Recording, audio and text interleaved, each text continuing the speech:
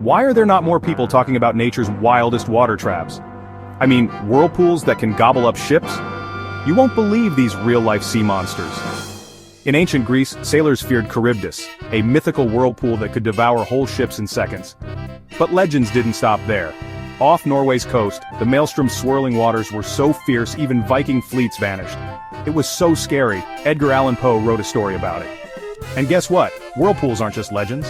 The Saltstraumen in Norway is the strongest tidal whirlpool on Earth, spinning with the force of a runaway train. Over in Canada's Bay of Fundy, there's Old Sow, a monster whirlpool that actually growls like a pig. From myth to reality, whirlpools are nature's wildest wonders, beautiful, powerful, and deadly. Hit like and follow for more wild ocean mysteries.